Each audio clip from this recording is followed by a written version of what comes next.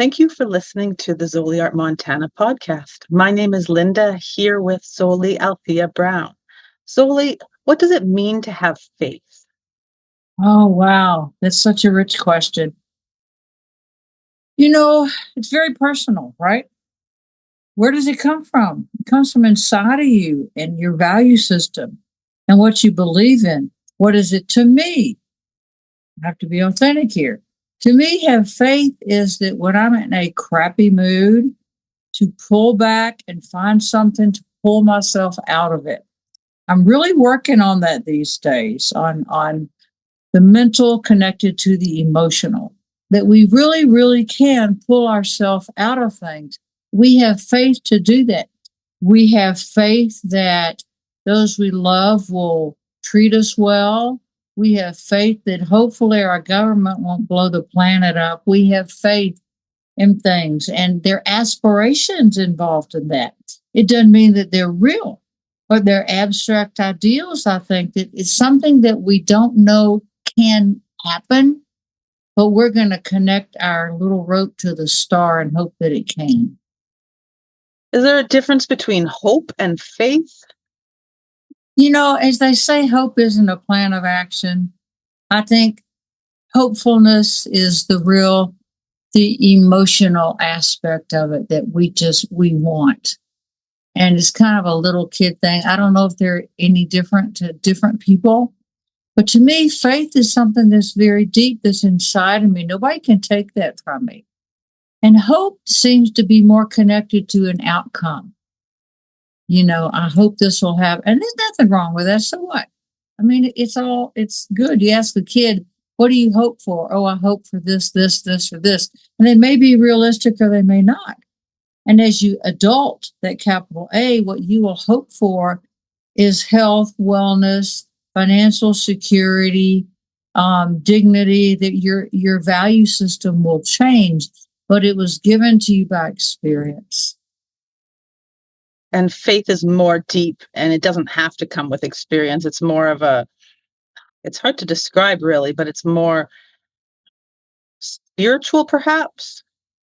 Yeah, what does it mean to you? I think so. Is it, do you think everything happens for a reason? You know, Sometimes we have to make reason out of what happens. But I think when we say, well, everything happens for a reason, it's like we're saying there's a higher power piece to this, that this is crazy. And someday it'll make sense. When we look back on things, we have different perspective. When I look back on things that I went through, I have the time and the value system of looking at those and going, ooh, I don't want to do that again. Or what can I do to change that? But I think to have faith in it and say, things do happen. Do they happen for a reason? In other words, is it some external making it happen? Not always. Some things, how you're just in the flow and you're not worrying about things. You're artsy, or you're with your family, or playing with a pet, something. That hope and faith are very easily connected to that. And we're not wondering if things are going to happen for a reason, right? So I think it's an intellectual construct. It's very connected to the abstract. And we want to know. Part of why we're here, we want to know. I joke and say, what do people do? We move things from one place to the next. We move things. We move houses, we move dirt, we move this and material objects because we're in a state of movement. Well, our mind does that too. And if we get too stagnant, then we start vibrating a little differently because we know we're supposed to be moving forward. And I think that's also connected to faith. How can we better connect to that knowing and have faith in ourselves? Oh, it comes. I think it comes slowly. For me, it has. And I can definitely identify the times that I haven't activated that to where I felt, what is going on? I feel so controlled by the external world. Well, here's what I know, and I'm working on this one too, that it's not the external. It's how we take it. What do we take from that? And what are the emotions and the feelings of faith and the hope, the reasoning that we connect to that? If it were just one thing, you have one experience that caused somebody PTSD, the other person it didn't affect them, it can't be true. So it's a very personal situation. And somebody who talks about that, Jordan Peterson, I think, talks about that. He addresses how the situation can be very personal. And some people go through crisis and they never get a post-traumatic stress reaction. It just doesn't affect them. If two people sitting side by side, and it has to do with our makeup. It has to do with how we raise. It has to do with so many things. We are so complex. It's hugely complex, and it's not easy. For me, it's not easy. Why would it be? I wouldn't grow or change. I want it to be easy. I'd love it if it were, but it's not going to happen. Things don't get easier; they get harder. And why is that? Because we've grown and we've figured out how to do it. That's a good example too of how faith and hope are a little different. Hope is hoping for everything to be sunshine, and faith is holding on to the knowing it's going to be all right, even though it really doesn't feel all right, or some things are pretty messed up. Yeah. Excuse me. When you said that, I thought faith is trust. There's got to be trust in there that we develop a hope, some kind of spiritual basis and background that you can depend on, that you can touch when other things are untouchable. You've got that inside of you, and nobody can take that from you.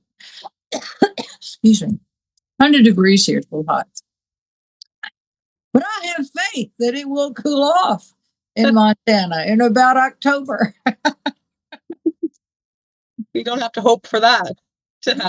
No, that's a funny point. That's a funny thing because things do come in cycles, right? Now, I can have faith and hope that it will snow in Montana sometime. Well, I guarantee you it will. But is it a fact or is it an opinion? That drives me nuts within myself. Zoli, is that just your opinion or is that a fact? Well, maybe it's both sometimes. But a lot of times we push our opinion as fact, and there's the war. Yeah. That's so true. And it's frustrating when we can see it and we don't do anything. We're not able to change it because it keeps cycling back in. Oh, I know that one. And when I do that, when I'm doing this cycling thing, I'm not seeing the exit point. When we're cycling, we always pass at least one exit point. And that exit point is higher spirit going, hello, you can grow a little bit. Come on, just trust me. No, no, no, no, no, no. I know how to do this rat wheel. I know how to do this. And it's uncomfortable, but it's safe. And I'll keep doing it. Hello, we can get out of that. Then sooner or later, we get exhausted by our own behavior and that rat wheel. So we let our defenses down, and that exit point becomes enlightened, and we take it. Is there some way we can get better at seeing those exit points? Oh, I wish. Well, once again, it always comes down to practice. If we practice spiritual practice of controlling our mind, body, and spirit, of controlling ourselves. If we don't control ourselves, you've seen demonstrations of that on the media. Oh my God. What's that point? Here's an interesting point. The grief process. When I'm watching cop videos or we're a law enforcement family, if I'm talking to cop friends, they'll say, there's at some point where I can just smell it. This person's going to blow, and I've got to put him in hand. They're just going to blow. You can almost smell it and feel it. I said, I think we go through a grieving process. Those people, and this is what's happened when our cycle. The grieving process is in denial. I didn't do that. One me, the denial and the anger and the depression and the feeling of loss, and finally the acceptance. Now those can switch around. But when we're going around that circle and we're stuck, I think we're grieving because we want out, but we just, for me at least, it just can't seem to do it. A couple of days ago, I spent the whole day going, what the holy hell is going on? Well, it's not out there. I'm looking for somebody to blame, darn it. And I was at home alone. Didn't work very well. Nobody to blame. Don't even have a cat anymore. It didn't work. The fairies are all, ooh, we're out of here, you know. So when we are upset, we beg for help. And sometimes we project that onto other people. We blame them. We do it all the time. It's just human nature. We're asking for help. And when we're cycling and cycling, when I was doing this the other day, I finally said, you know, I felt a peace of mind. I remembered to pull myself to one little piece. I sat down and started doing some art. And that did it for me. It kept me from cycling around that mental construct. The mental crazies, that monkey mind, that's illusion. The emotional drama, that's your glamour. We all have it. We don't want to get stuck in it, but we do. And it's embarrassing when we do because we know better. And somebody else might be going, oh, you're doing that again. No, I'm not. Yeah, you are. I know that one. Oh my goodness. Yeah, be married. You know, welcome to marriage. Exactly. Your kids too will call you on it if you have kids. They're like, you know how you tell us that we need to calm down and manage our emotions. Well, you might want to get on that also. Yeah, do what I say, not what I do, because I have a roll of duct tape. Oh my God. It's so funny to get called on our stuff. It depends on who does it, doesn't it? And how much faith do we have at that point that we're going to be forgiven? How much faith do we have? You see, we hope we will be forgiven. So what will we do? Will we do the victim thing? Will we do the laugh thing, which is the best thing to do? Will we do the I'm going to get you back thing, which can be funny or it can be destructive? But we just do this interaction. It's a back and forth kind of thing. It's a cat and mouse thing that we do. But when we're stuck in our own stuff, I know this so well, we go immediately to I'm stuck. I can't move. So anything anybody says, I'm going to take that to another glue pot that I'm stuck in. But that's how life is. I don't think we're going to change it. What can we do to get better at it? We have to try each time. That's the only thing I can think of. What do you think about that? I mean, you got four guys in the house. Yeah, what I wonder sometimes is how our faith in other people, like the people you're around, you have faith that they're going to tell you your faults to help you or to make you feel worse and drag you down? Do you have faith that other people around you are going to lift you up and collaborate in a positive way? Or do you lack that? I wonder how that connects to faith with the faith in a higher power. You know, the higher power to me is different. I know that I'm always loved and accepted. But the people around me, I might mess you over, you might mess me over. And we do that to deflect it from ourselves. We usually get over it, unless you're major country, we usually get over it. But that faith is so important. What's that statement? Is to have the faith as in a grain of mustard seed that's tiny, tiny, tiny. It's just the light in it and the implosion of life in something that small that can create a huge mustard plant. That's what we are. We forget that. We can get metaphysical with it and say, yes, we are God. We are pieces of God. We are light. We're all this. And our human part goes, yeah, right. I'm having a rough time. That doesn't mean poop to me right now. So we have to get basic with it. We have to stay connected, I think, to where we are right now. What can we do practical to get out of that situation? Because to me, it's usually something practical. How would you explain faith that in belief that you're divinely loved to someone who hasn't experienced it? Oh my God, I don't know if you can. Because you don't know what people have been through. or how their childhood is, and why would that subject come up?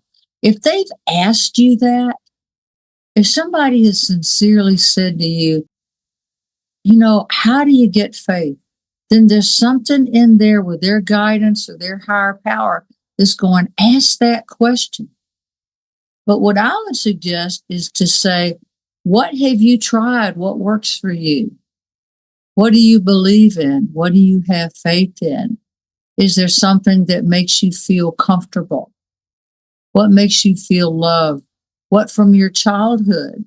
Did you have a grandmother or grandfather or auntie that you would sit like you having tea with your grandmother? To me, I'd go over to Grandpa's house after Nana died. I'd drive over there after school and we'd sit and eat Frango mints and watch Ed Sullivan on television. I value those times. I had faith that he loved me. There's nothing I could do to take that away. And that's like God coming in a human form when you're loved like that. That's like the grandparent thing. Different. My husband says, yeah, grandparent, I'm perfect. Parent, I was just apparently a jerk. I don't know. Because you have to control kids. So there's different levels of that, but I think to explain to somebody a feeling is very, very hard. And if you can get them to pull up a feeling or an emotion and say, that's where you start. That's your mustard seed. And it's tiny. And ask for help. You're surrounded, y'all, with so much help. You're surrounded with dozens, hundreds, thousands of beings, Davic entities that want to help you. The universe is conspiring to help you. We have to ask. And sometimes I just say, Jesus, help. Fix this. Fix this. I've done 51%. I just need help. Fix this. And for me, I'll always get a feeling in my heart of calm. Sometimes it's like, I thought we talked about this. But it's a sense that I let my ego ask for help. And sometimes we think we have to do it all ourselves. And there's faith in other people, faith in who we trust.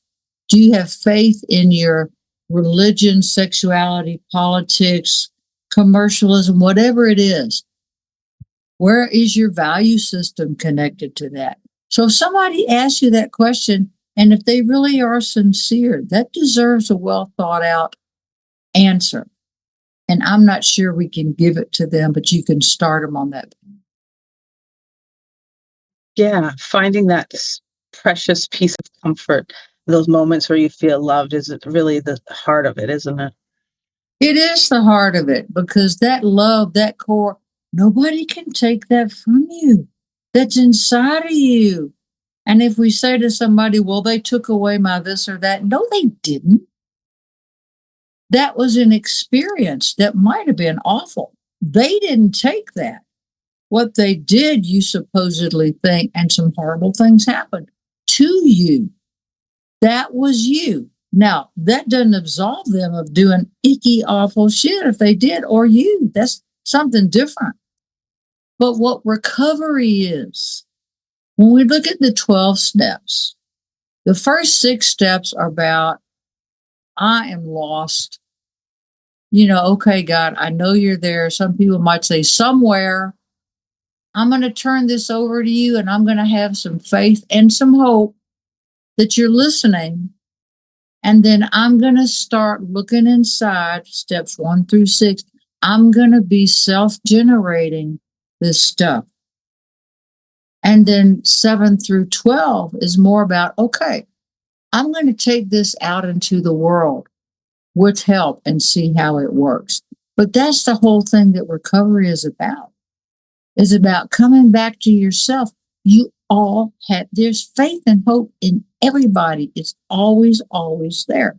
And it bugs me. And I've said it. So, well, they took away that hope. No, they didn't take it away. I'm still probably going to say it because I could be an idiot, but no. It's our experience. That's an important reminder because we can get so caught up in the frustrations of the things that are happening around us that we don't agree with, or things that are hard in our lives that we can't control. So it makes us feel like, oh, they took away any hope I had for things to get better. Or I've lost faith in humanity because of how horrible things are right now. I get that. And that's not totally wrong. It's really not. We're at the end of the Kali Yuga cycle by what Vedic astrology and Eastern beliefs say. This is a deep, dark, awful time that we've come out of for thousands of years. But we're at the end of it, and the light at that end of the tunnel is brilliant. And it's eternal. It really, really is there. We have to find some way of connecting to something, someone, a practice, a belief that refills these empty spaces, that refills it, because they will empty out, they get used up. Carolyn Mace, I love Carolyn Mace, talked about your spiritual bank account. You have to refill that. There's who was this, Chase Hughes? Who said this? That I don't think it was him. Jordan Peterson, one of my people I listen to that I learn from, that's smarter than me, that are logical thinkers because they're not girls. He said, when you pray, your brain is different. When you pray, you are connected to something other than yourself. There is a calming and a healing, and nothing can get in there. Now, a lot of folks will react to the word prayer. It doesn't mean dogma. What it means is that you humble yourself and you say, I am not the big dog in the park. Even if you are, there's somebody bigger, and that's that up there, symbolically. But you're surrounded with, that's your faith and your trust. So when you ask and you pray, and you ask to think more clearly and more reasonably, it'll clear stuff out. Then it'll come right back, of course, like with me. I thought that was fixed. Well, that level was, but now what are you going to do with that, Zoli? So I think this mind state that I get into, the conundrums, the intellectual drama, the worry, everything is so that I can just sit here and write these books and talk to y'all and go, you're not alone. I'm an absolute idiot with this stuff because it's being a person. We're just a people. You don't have to be a super person. I'm very hard on myself, but some of this stuff sounds hard. I'm going to treat myself the same way I treat you, whoever is listening, with compassion. I want to be my beloved, but that takes some realistic thought. So how do you balance that faith and hope with realistic thought? If you want to run a 440, you've got to get up out of your chair and do it. Well, okay. So I think to treat ourselves, and it with both things, it's a dichotomy. Two things can be opposite and be true. And that is an amazing thing to me. Look at the two political parties. Look at all the religions. They have opposite beliefs. Maybe they're all true, but our opinion is not the fact. And we want the facts. So we opinion ourselves to death with our emotional body until we can get to something that's solid, that's consistent. It's like a repeatable experiment in science. Everybody that does this can repeat it and prove that this is true. Well, to me, that's just called being a person and being in love with that faith and feeling a love and a dignity within yourself, that you are valuable, that there's something about you that you can't reach and you never will. But that's what's feeding you all the time. It's the unseen God. And it's brilliant. It's your divinity. And you are never, ever alone, ever. So if a person is struggling with their divinity and feeling that they're never alone. It's a really good place to start with is loving yourself because that's where you first feel it. Yeah, and it can be hard to say love yourself because we have this sense of not worthy. You know, if I love myself, that means I'm not this or I am that. And it can be really hard. I think to say that we're our beloved means that I'm just going to value me where I am right now. And I'm going to give myself a break. When I do that, my life goes well. When I don't, my husband's like, my God, you're hard on yourself. And I'm going, well, I want to get this. He'll say, go ahead, give yourself a break. Well, I give myself a break, I won't get it. Because only you're insane. Why would you do that? But once I sit down and go, you know what? I'm trying. And that's okay. That's enough. That's enough. That's being your beloved. I think to tell somebody to love themselves, it is almost, believe it or not, an overused statement. You know, what can we say to be loving toward yourself as you would a pet, a child, an older parent? That way we can connect with that. It's benevolent intent. When we have a benevolent intent towards ourselves as we get older, hopefully we will say, I'm okay. I did okay with that. You know, do we deserve that? I don't know what deservability has to do with it. It's a fact of life. What you call God doesn't judge you. It wouldn't be what you call God, whatever you call that. It's eternal benevolence. It's eternal continual movement. It's also eternal silence. It's both. But you had that inside of you. And that's your beloved. It's really curious to me how many of us just don't feel worthy and how we have to work towards feeling worthy.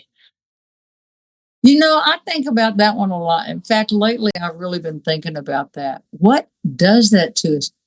I wanted to say to a gal that I talked to the other day who was, I don't know what her deal was at the grocery store. And she said something kind of off. And I wanted to say to her, who did that to you? Like, who made you like that? What happened to you? I didn't. I smiled and walked off, but I thought, you know, that's kind of a good thing to say to somebody if you're having a real conversation.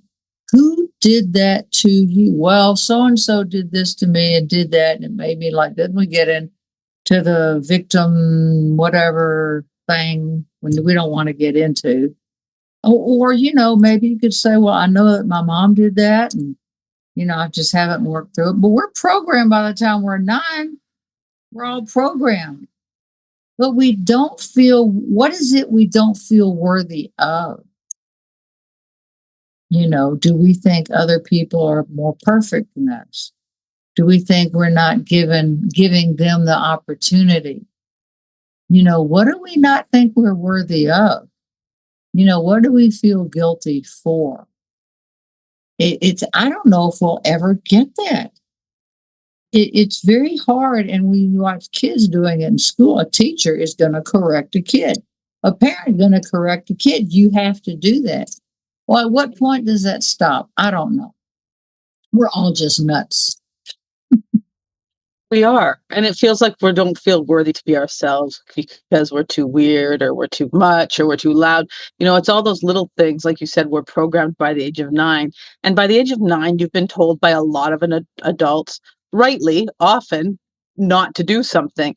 But those sometimes can cloud your ability to be who you are.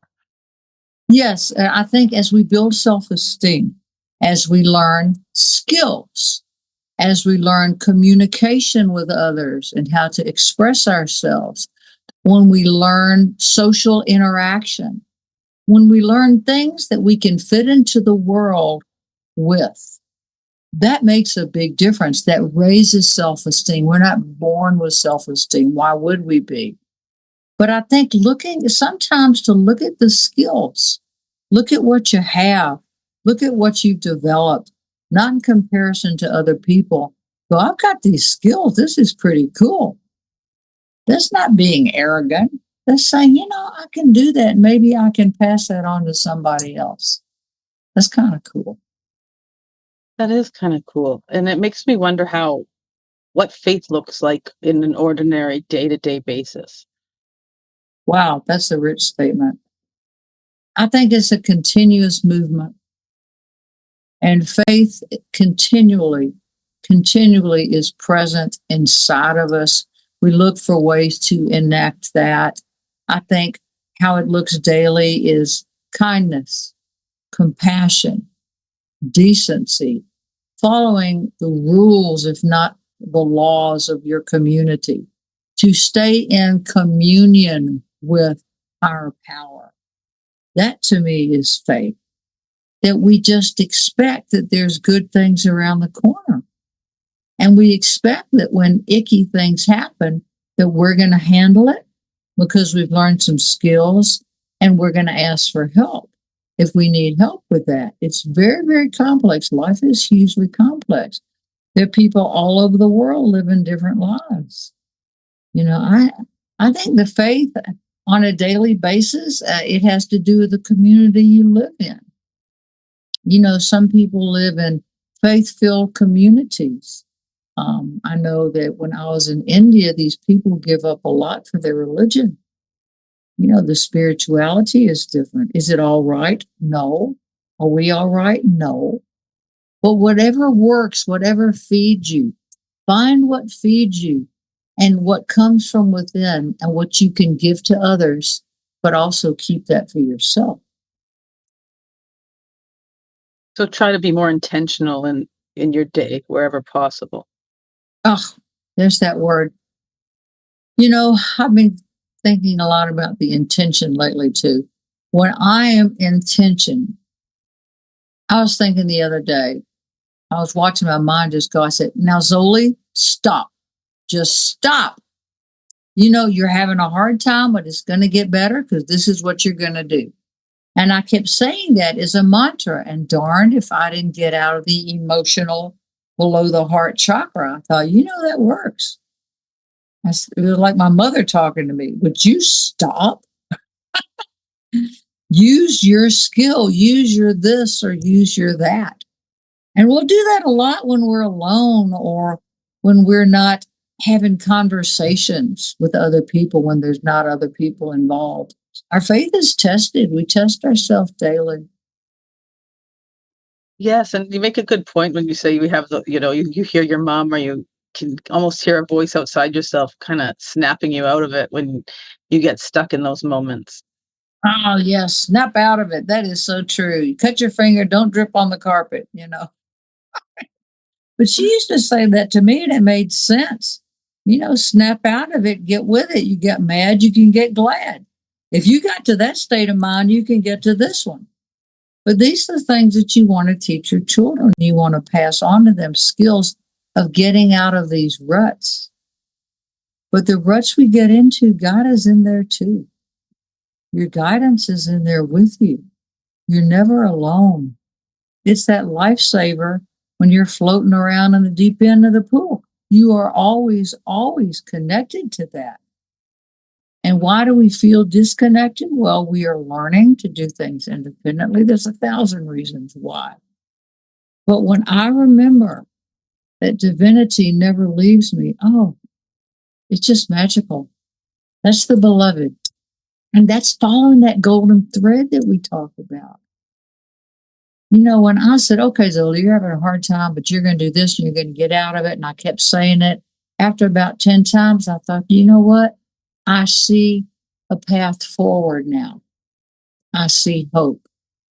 And it's not tangible yet, but you feel it inside of you. You all know that feeling. You feel that inside of you. It's like Peter Pan, there it is. You feel it and you move on. It's very Sagittarian. You shoot it into the air and you follow it. But I think that we do that for growth.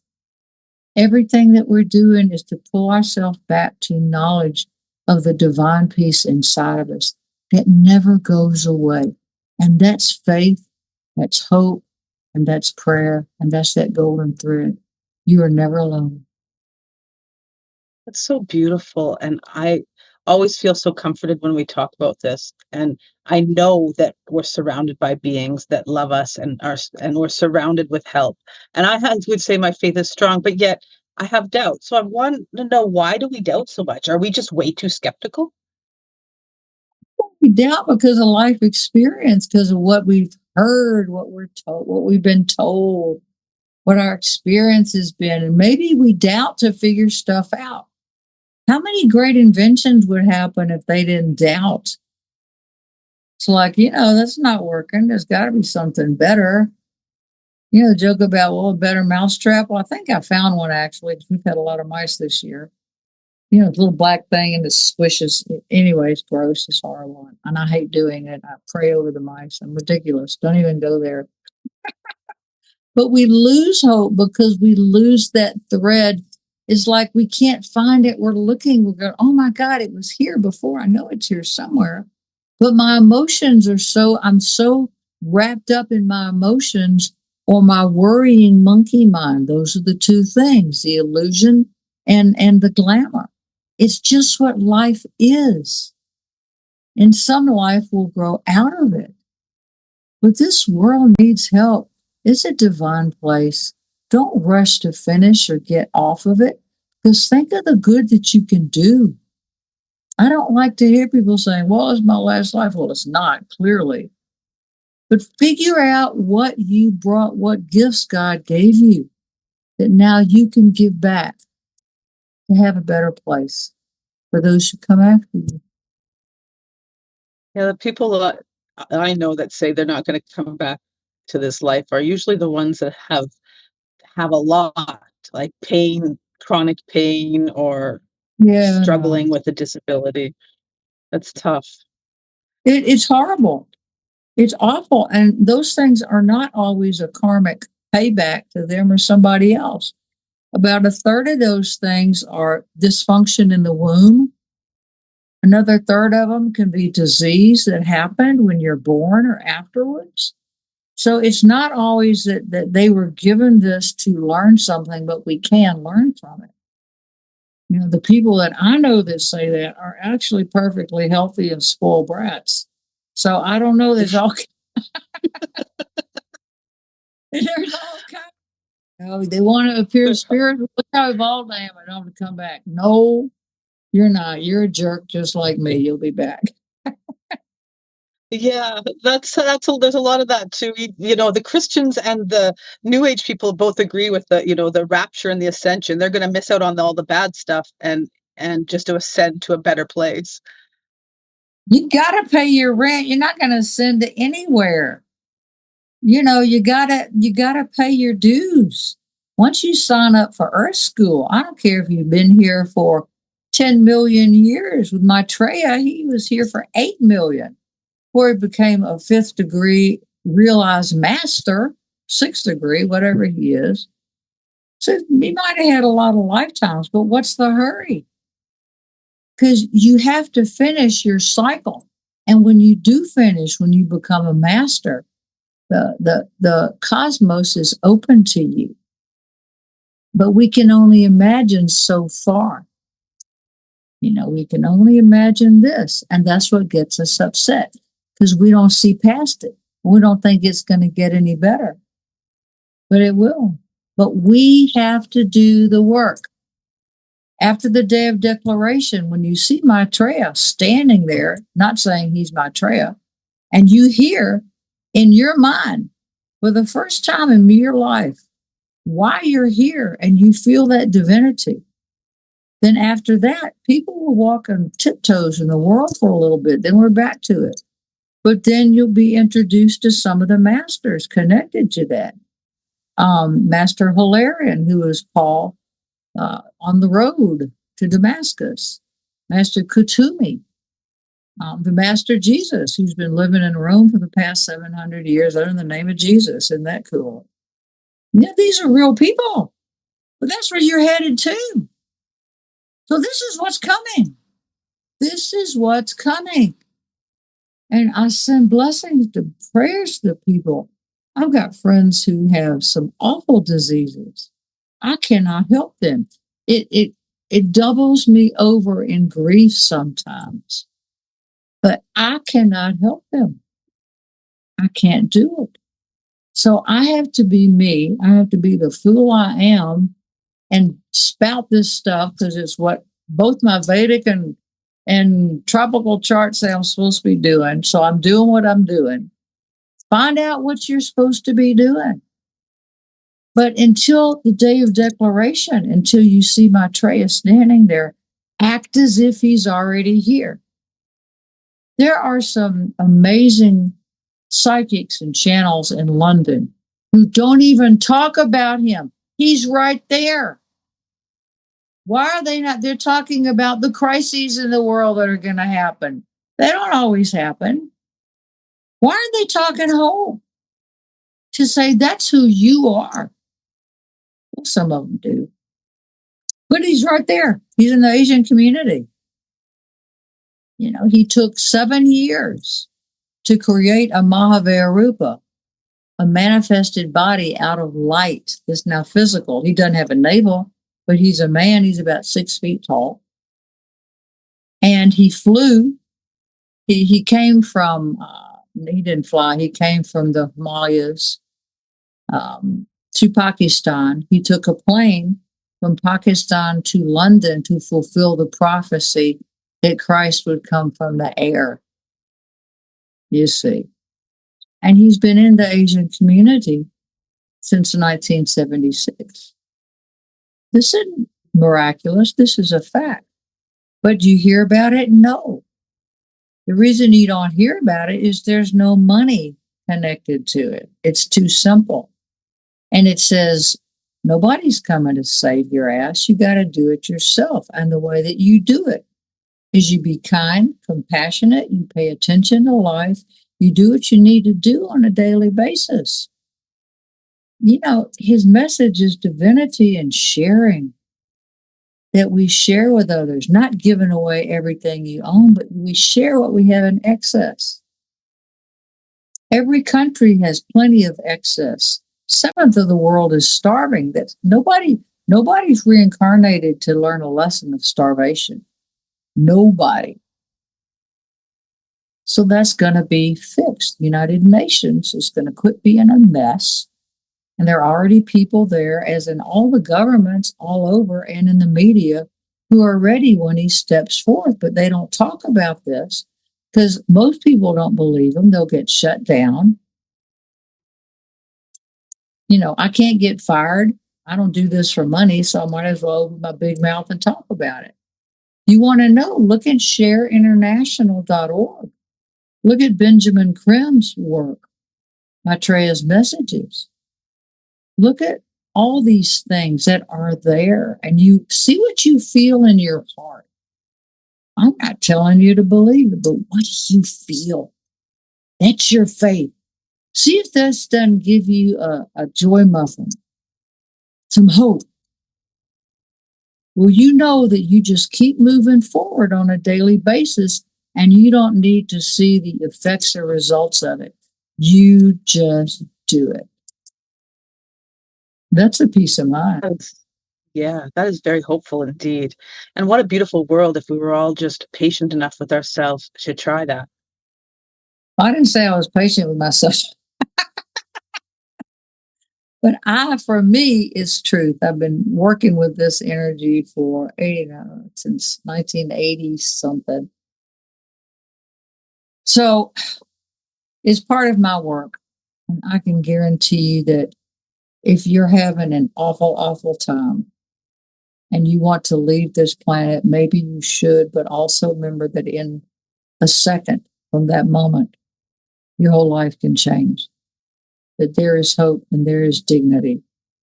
And you are not judged by God, by divinity. You're never judged. That's so kind and compassionate that people need to hear, especially people who have been raised with a judgmental God.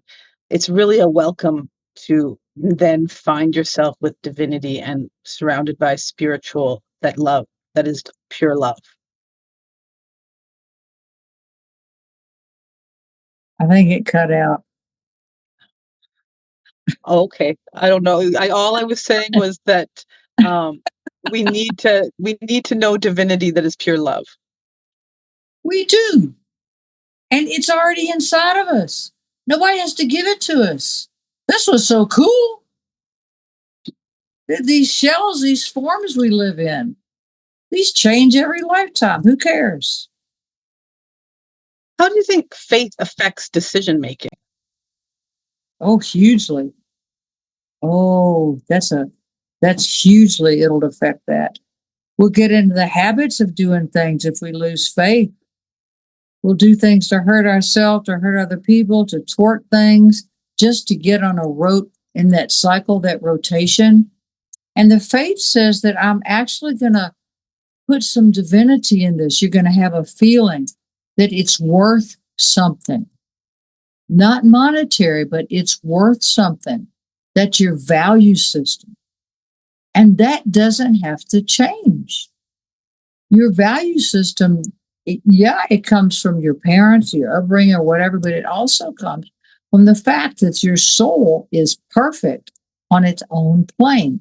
And that's who and what you really, really are. Now, that's a confusing statement to me because I think when I look in the mirror, well, that's me.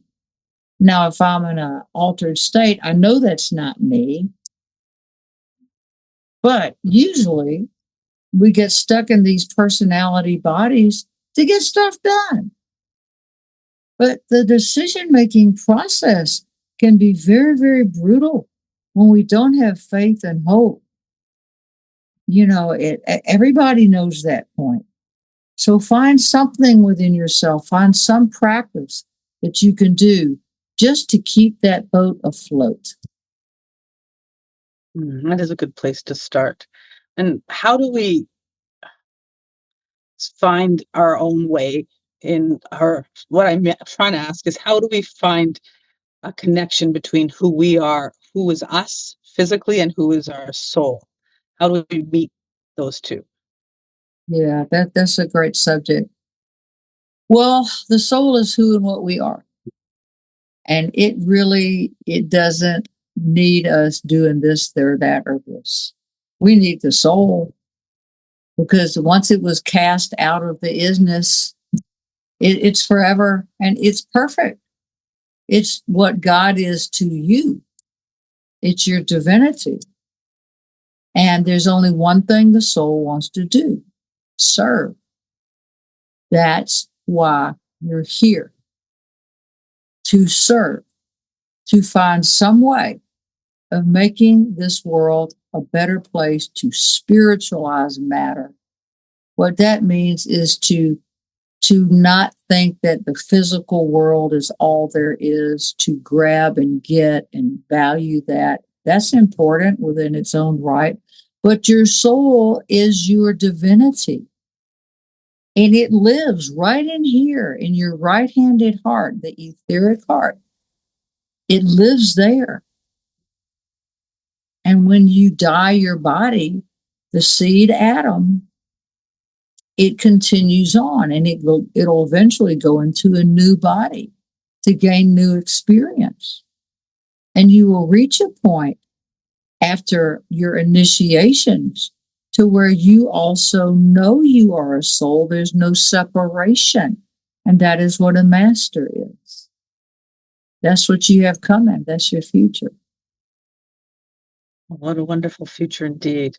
And the patience and the joy of just accepting that it's going to take time and we're here to live each life day by day. Yeah, when we turn that understanding outward to see the good that we can do in the world, it takes away the frustration and the pain, and to not get all caught up in, well, things are so bad, nothing's ever going to change. Well, that's ridiculous.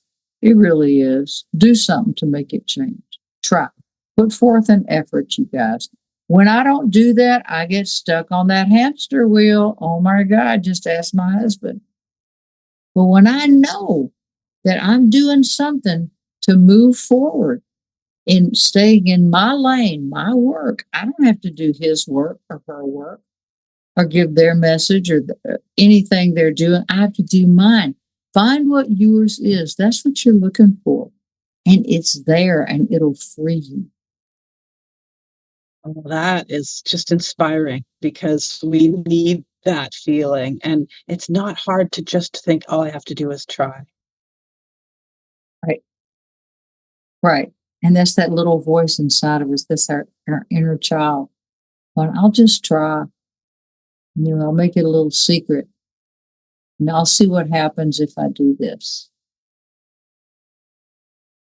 It's beautiful, and it kinda brings us back to that hope and having faith in ourselves and in everything's gonna be alright. It really is. It may not be all right today, so to speak, but then what's all right? What is it? Do we get our needs, our wants, our desires? What is it? It's a peace of mind. That's what we're looking for. A peace of mind. We want to feel the love and the connection with people that we love and that we're connected to, and they need that from us too.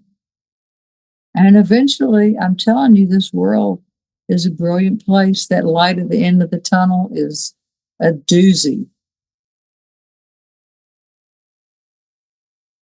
Well, that's such a beautiful thing to aspire to, and I appreciate you talking through this with us and bringing us back to those joy muffins and just love it, being our own beloved. Well, thank you, Linda. It helps me too. I think it's kind of self-centered me even doing this because I feel so good when we're done. I've talked myself out of any kind of drop. But I appreciate y'all and I hope you're all doing well. God bless.